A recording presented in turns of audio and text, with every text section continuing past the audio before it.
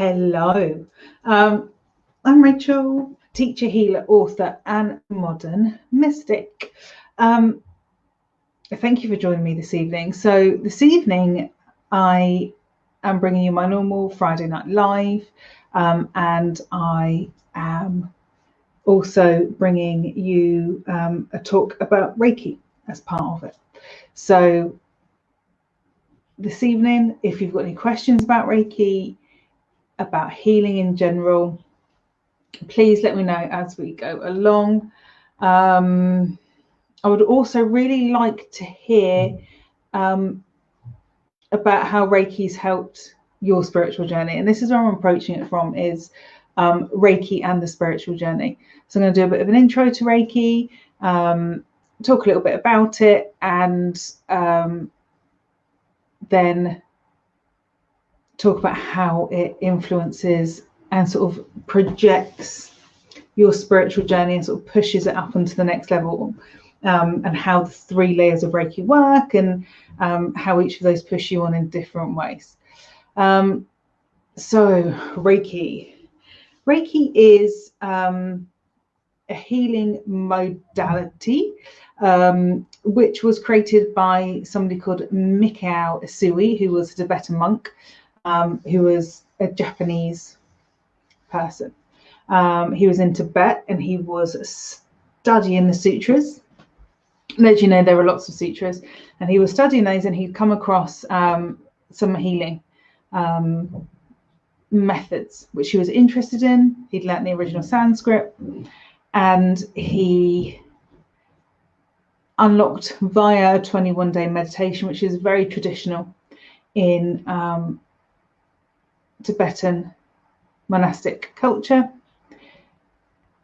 The key came to him for Reiki, and that was basically the attunements and how to raise people's vibration in order to allow them to channel energy effectively. So Reiki is late 19th century, but it's based in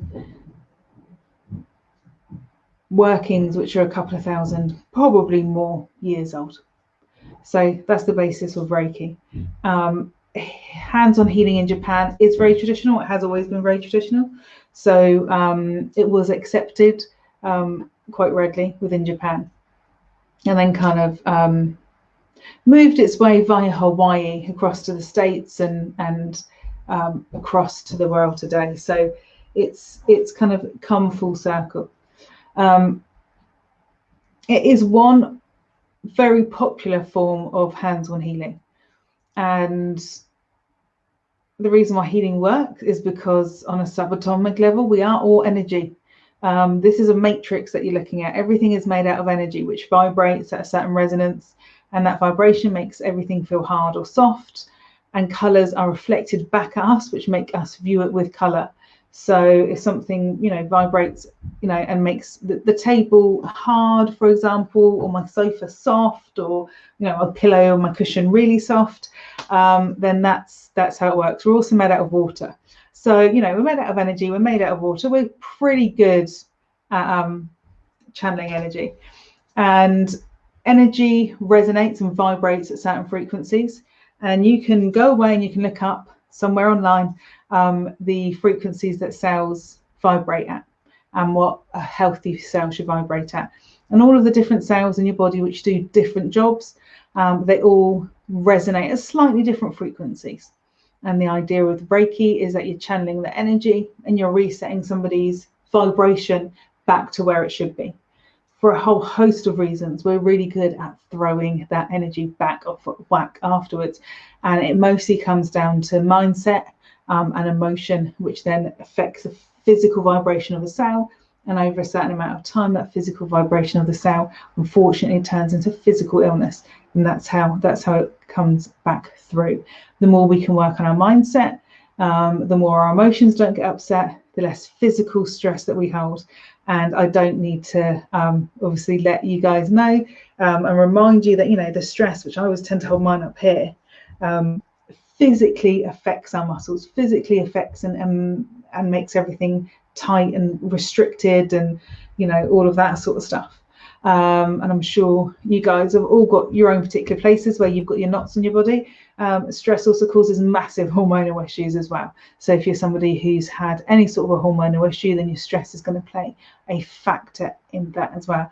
That's, one of the two ways that we know that emotions absolutely affect the physical body.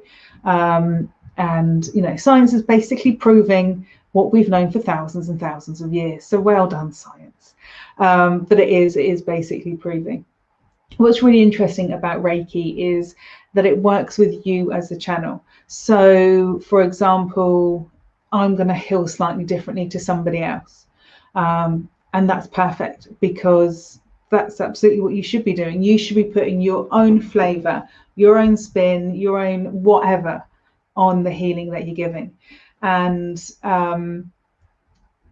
the reason is because everybody is at some point going to have to delve down some sort of wellness or alternative therapy route, sort of mindset routes or wellness routes of different kinds of different levels of woo-woo-ness, shall we say. Some of us are going to go very, very spiritual like myself, and other people are going to dip a toe in and go, actually, yeah, I understand quantum physics, I understand science, healing makes sense. I'm going to take it on board that way. So lots of different healers work in lots of different ways, which is going to allow people to come to them for their healing.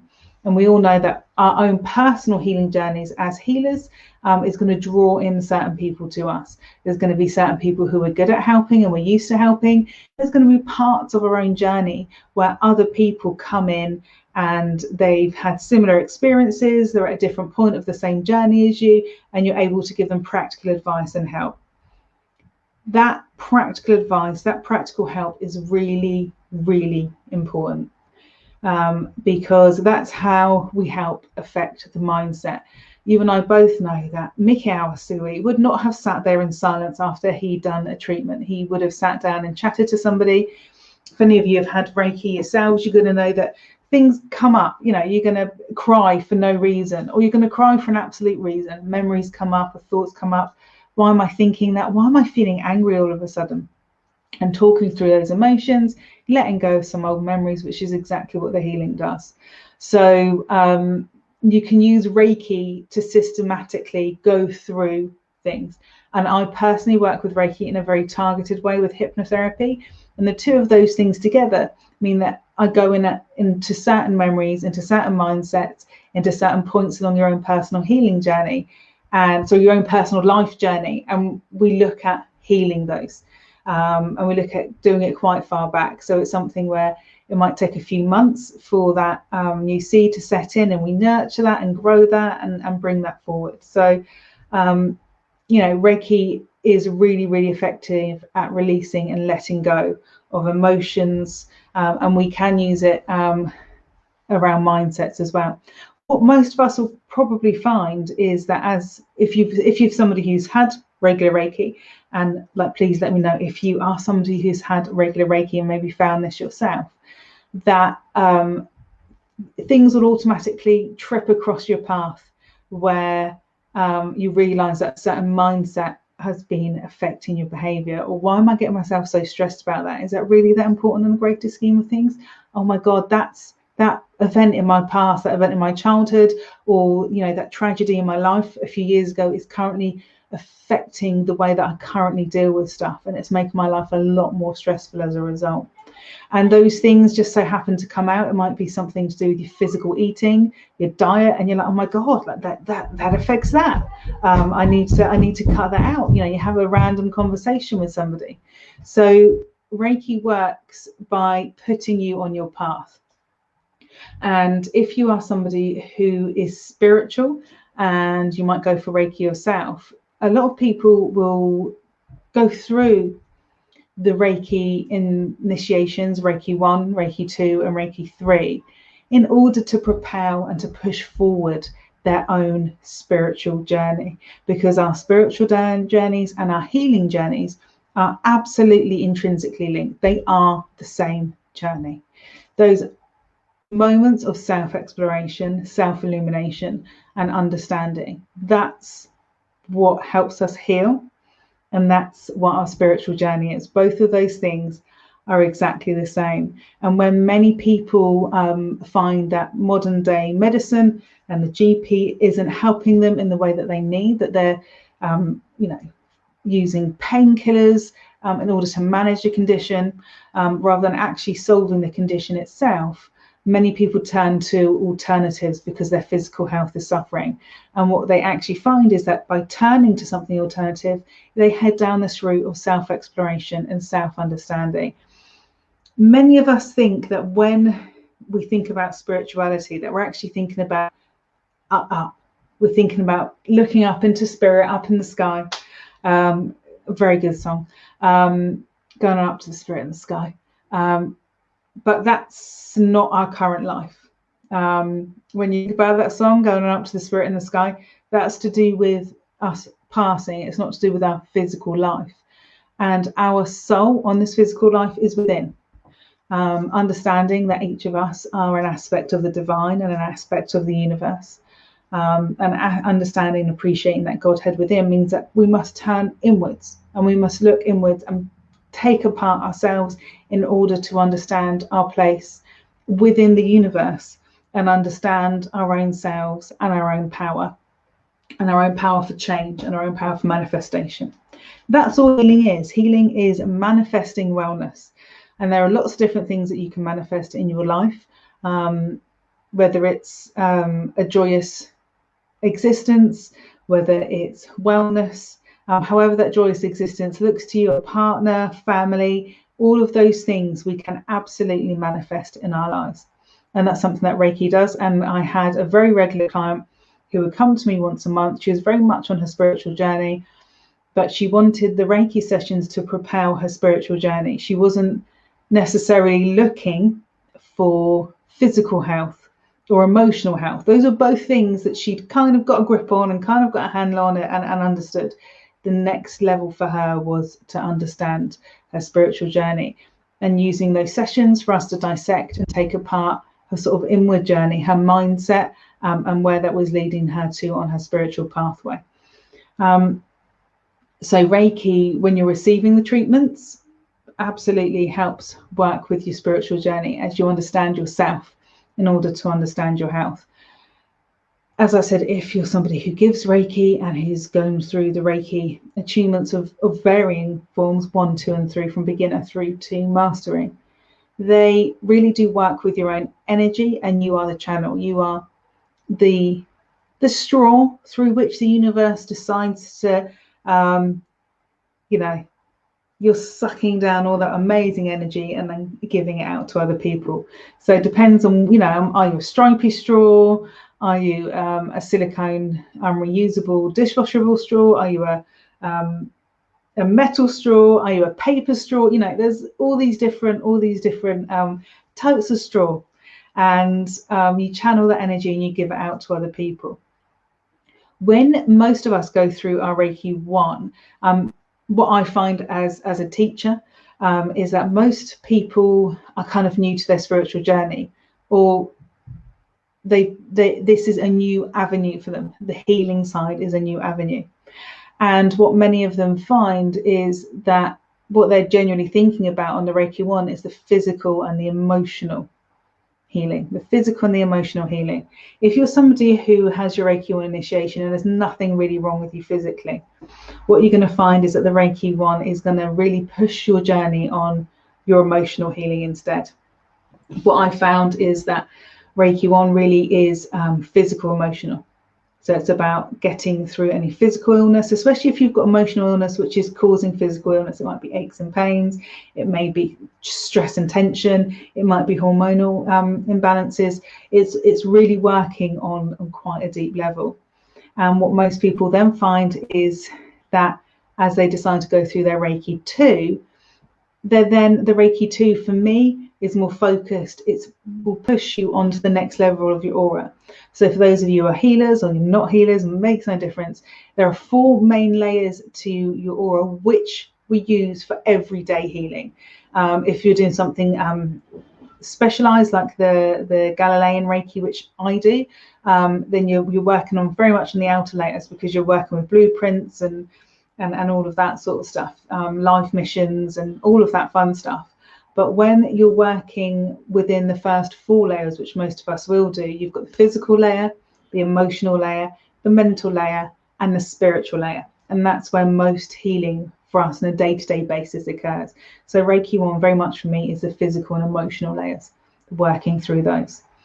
For those of us who do Reiki 2, we're going to find that we're going to get an emotional shift. It's very much going to work on the emotional, pushing that through to the mindset where we need it. So those of us who have had emotional issues and actually realize that there's a mindset that you need to heal, there's a memory, a trauma, something like that you need to heal. And as you start to take that apart, you start to understand how your journey is intrinsically linked into the universe, because the next step from there, from mindset and from your mental layer, is moving out to the spiritual layer. People are then working on their mastery through the spiritual layer, through the mindset into the spiritual layer. If you haven't quite mastered the mindset, you're absolutely going to nail the mindset at that point. If not, you're very much moving out into your spiritual layers. And what those people will find is that if they personally have got some spiritual life path things to look at, to understand, that's absolutely going to come up for them. And they're going to find that their healing works as well. When you start off with Reiki 1, you're very much, from my personal experience and working with others, work on the physical and the emotional. And so your healing with others moves through as well. So you'll find that as people approach mastery, they're going to absolutely still be able to do the physical healing, but they're also going to be able to work on the spiritual pathway, where you're aligning yourself into your life path, into your mission, into doing exactly what you're supposed to be doing. And the physical and the emotional and the mindset issues are all issues which at some point have knocked you off of your spiritual pathway. Your spiritual pathway is your pathway back to self, is your pathway of understanding yourself, because your pathway where you're back to self and just walking your path as you're supposed to, what that's actually going to do is to allow you to be you. So that stuff that you didn't do as a teenager because you were too embarrassed, or because somebody gave you advice to do something else as a career, that's the sort of thing that you're going to find that you're shifting into, that you're doing the stuff that you were supposed to do with your life, not what you thought you should do or were told you should do with your life. And simply by being you, simply by walking your life and walking your pathway, you're walking your spiritual pathway at exactly the same time. You're aligning in to exactly what you're supposed to be doing when you're supposed to be doing it. Reiki Master, very much, the 3rd level, very much attunes you in to the universal consciousness. So the universal consciousness, source energy, all Reiki comes from source, which is why it works so well with everyone. There is no flavor to source, because we are all from source, we are all part of source, so that source energy is absolutely going to work with everyone. And don't be put off when people say things like, oh, you can only channel from a certain point with Reiki. If you're the channel and you're not channeling from a high enough dimension or a high enough level, that's on you. That's on your development. That's on your own personal thing. So don't feel that you need to do a whole load of different healing modalities in order to attune your energy high enough. You might want to do a whole load of different healing modalities because you've got a massive interest in healing. You want to know more. You want to understand more. You want to take everything apart. Do it for that reason. The universal consciousness is source energy. It's the highest dimensional energy that you can work with. So that comes down, it comes down through the layers, comes down through the ether and works with your personal energy. If somebody's telling you that you're channeling energy from a low point, then have they got the experience to be able to tell you that, and do they really understand what they're doing? And if they do, then you want to look yourself at as, what haven't I done on my own journey? What do I need to do on my own journey? At some point, Mikhail Asui downloaded a whole load of stuff and read a whole load of stuff that somebody else had channeled and downloaded a few thousand years before. You know, this comes to people naturally through them walking their pathway and living their pathway. And Asui was known to just stand there. He didn't do hand positions that came later with Hayashi. He would just stand at the crown and just channel energy into the crown. So Reiki is, you know, it isn't all bells, whistles and doodahs. He channeled that energy and he gave it out as it came. The more you allow yourself to be a pure channel for spirit, and it doesn't matter what you're channeling that energy for. If you're channeling that energy for healing, wham, bam, it's going to come in at a really high point. If you're having to bring the energy in lower because you're doing mediumship or because you're doing channeled speaking, that type of thing, it's going to have to come out in the physical when you're doing channeled work, which is what I do. I don't plan any of my lessons. I don't plan any of these evenings. I literally wait and see what comes out of my mouth, which is what I'm doing now. Then that's got to hit the physical. I've got to make that physical. I've got to use words in order to do that, which is why I'm quite often quite ungrounded when I start these things, as I start to warm up and get going, because I need to be in quite an ungrounded space in order to connect. So my energy is quite high, in quite a high space. And that's what I do. I don't channel from lower dimensional spirits. I channel from quite a high space, generally from my higher self collective. So Reiki works with your energy. It works with you, and the more work you do in yourself, the more you heal yourself, the more you make yourself whole, the more you bloody love and accept yourself for exactly who you are, the better a channel you're going to be. Okay, absolutely, the better the channel you're going to be. The universal consciousness energy for Reiki 1, that's about understanding the physical and emotional attachment and the way that works with the universal energy, how the universal energy expresses itself on the physical layer, because it does, how the universal energy expresses itself on the emotional layer, because it does, working up to Reiki 2, how the universal energy expresses itself in the emotional and the mental layers, how it expresses itself through the mind, through the mindset, and how on Reiki Master you're aligning yourself into the universal consciousness. The Reiki Master symbol is literally a direct access into the universal consciousness. It's a sacred, really beautiful symbol, and the attunement process for that is really, really wonderful. And I've got some of those workshops, thank God, coming up over the next couple of months, where I'm teaching Reiki again, because with a whole load of PPE, I can pretty much get close enough to people to do the attunements. So that's kind of happening over the next couple of months, which is exciting. So, you know, universal consciousness flows through all of us, and it is what we are all made of. And it's only that connection and that understanding, unpicking those layers, getting ourselves back up to that spiritual layer, understanding our spiritual pathway, and connecting into it is our spiritual journey. And what we do with something like Reiki is we heal ourselves. And when we heal, what we do is we find all these blocks, all these like gunky bits of energy and all the rest of it that go from the physical to the emotional, from the emotional to the mental, from the mental to the spiritual. And we use Reiki to unpick all of that crap. We go, oh God, I don't need that anymore. And then you're up at the spiritual layer and you go, oh, I'm up here. What do I do with this? Oh, I need to ground this shit out. So you ground it out. You go back down through all the layers and you ground it out on the physical.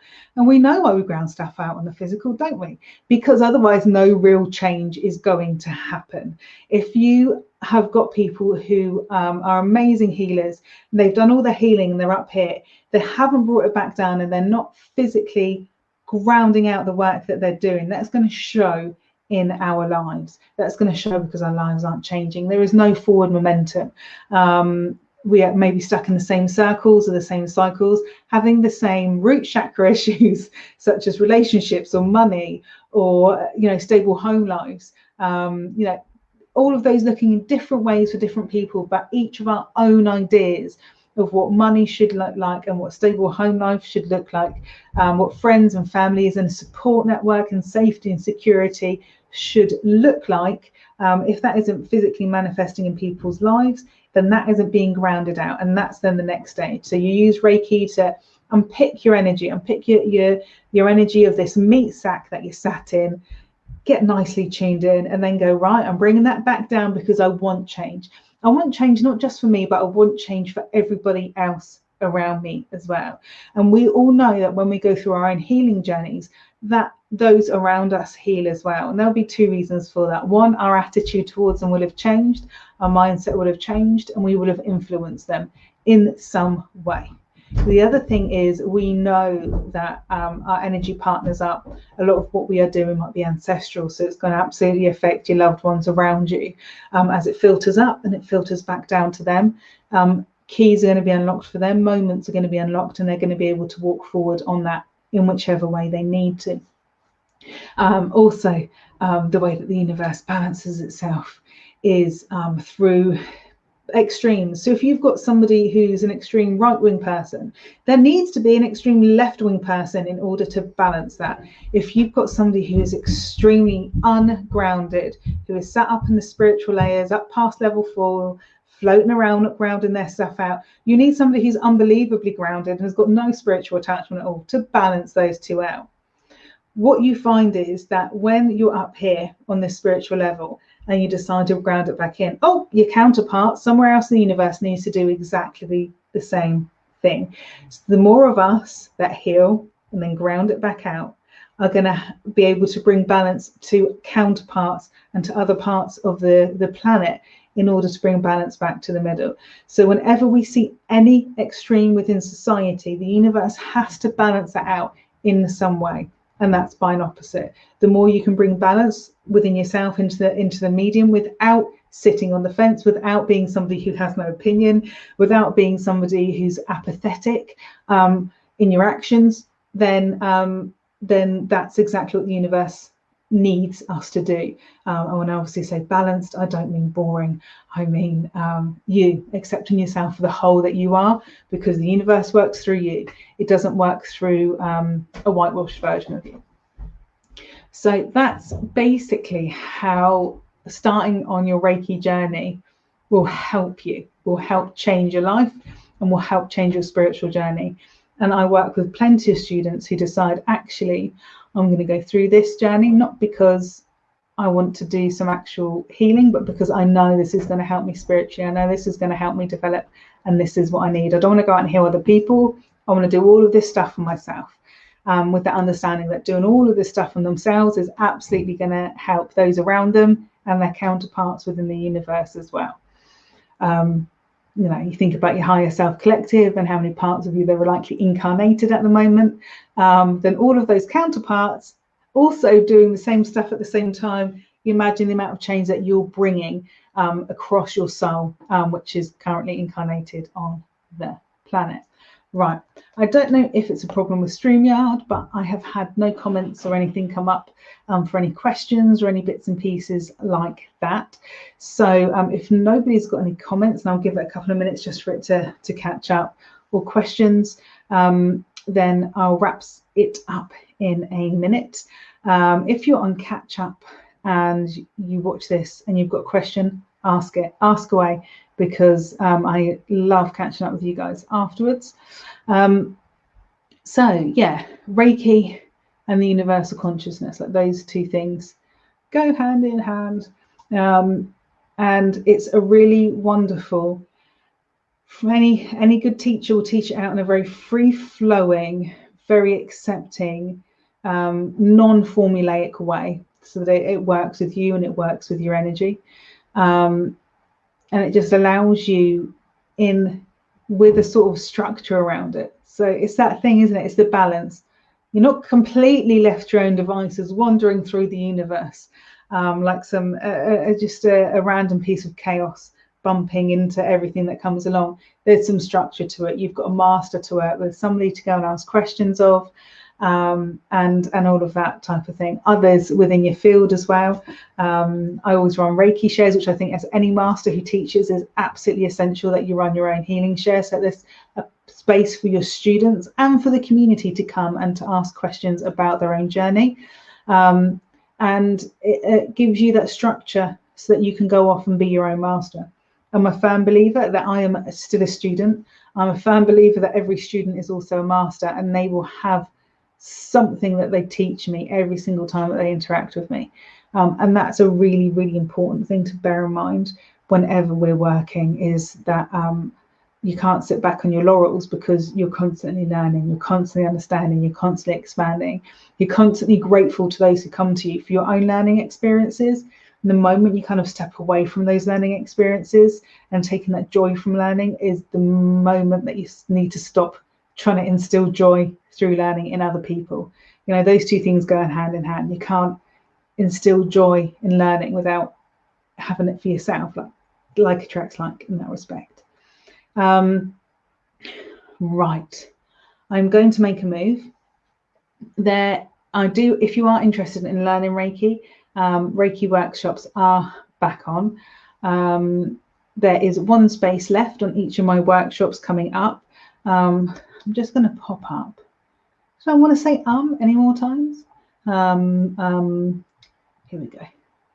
So if you want to get over to my website and have a look at the upcoming section, it's got the events tag URL thing, but it's upcoming on the website, and see what I've got coming up.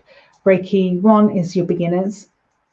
Reiki 2 is your professional level, if you want to go out and teach and work professionally, and Reiki 3 is a master, and also there's a teacher level to that as well if you wish to progress that far. That I do believe in having a gap between Reiki 1 and Reiki 2. I've seen people do Reiki 1 and Reiki 2 over a weekend, and their life generally goes to pot, have a healing crisis, a life crisis very soon afterwards. And if they don't, it's because the attunements haven't worked. Their body's going, this is too quick. You're asking to not just learn and start to understand healing. When you do Reiki 2, you're looking to be good enough to offer it professionally to other people.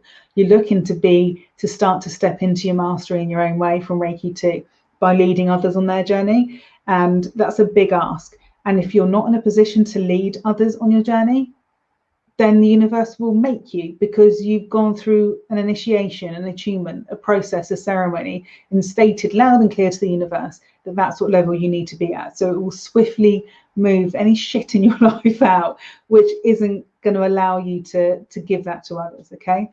So I'm a firm believer in a gap between Reiki 1 and Reiki 2. Generally, it always used to be a year, and I don't believe that. If you're somebody who works hard, 3 to 6 months, if you want to progress quickly. And if you don't, do it at your own pace. Like, I'm somebody who likes to work with their students. I'm not going to phone you up after a year and go, why haven't you done your Reiki 2? Because you may just not be in the right position to do it. It may be that actually there's a whole load of other stuff going on, or you're still working on some of that healing stuff from Reiki 1 and you're not ready to do Reiki 2. The other thing to bear in mind at the moment is with COVID-19 and the current regulations, it is a close contact service. So it is all PPE'd up. I have got a workshop in the morning and my house is literally scrubbed clean because I've got people coming in here on a whole other level. Like, you have to deep clean it twice basically in order to meet the regulations. So and like, you know, 3 layers of PPE because you're that close to people for so long. Something that I'll say to you is this, is if you're somebody who doesn't like wearing masks or can't wear a mask for various reasons, think about and you thought, okay, I can't do my Reiki 1 at the moment because I can't get close enough to people. If you're somebody who, for example, maybe wearing a mask for 20 minutes isn't going to affect you too detrimentally, consider doing it. Everyone's going to be socially distanced. In here, I've actually got it in the garden with the gazebo and lots of air and all of that stuff. Nobody's going to be sat there with masks when we're sat around talking and learning. You'll have your mask on, and I will have a mask and a face mask, mask, a visor, and gloves when I'm doing the attunements. And those attunements only take a few minutes each, and there's 4 on Reiki 1. So on Reiki 2, there's 2. On the Reiki Master, there's 1. So, you know, they only take a few minutes each, and you might need to practice twice during the day on somebody else, in which case you're wearing a face mask and a visor for maybe about 20 minutes, something like that, when you're doing your practice later on during the day. So if you're somebody who can bear to wear the mask or can wear the mask for a short period of time, consider seriously doing it, because if you've got an anxiety, which means that you've got a problem with the mask, and I get that, like, I feel quite claustrophobic myself, Reiki is going to help you with your anxiety. Having your Reiki is going to help you with your anxiety. If you've got a physical ailment it's going to help you with the physical ailment. If you can bear it, do it. If you can't, like, be sensible, make a balanced decision. At the moment, like, I can't teach people who aren't able to wear masks. So, you know, it's just the way it is. I think I might have a comment. Oh, Anne, thank you. Hi, Anne's. Bless you, Anne. So, you know, I see, you know, that's like where it is at the moment for Reiki. So that hopefully will change over the coming months, but we don't know with new variants and things. We've just got to be careful. And as somebody who's a healer, like, my worst fear is somebody leaving a workshop and being ill. That's my worst fear, because I'm here to do the opposite. So, you know, let's all be sensible and treat everyone as gently as we can do at the moment. Treat ourselves gently, and make sensible decisions about what we want to do going forward. Right, I'm going to leave you guys. Thank you, Anne. Thank you, Sarah. And you know where I am if you have any questions about Reiki, about your own journey, about where do I start, what do I study, all of that stuff. Honestly, if you're interested in Reiki and you're into quantum physics. If not, your chakras. That's where I would start, is learning about your chakras. I'm going to make a move. Love you and leave you. Everyone have a fab weekend. The sun is out, so I know it's going to be a good day tomorrow. And everyone have fun. Bye.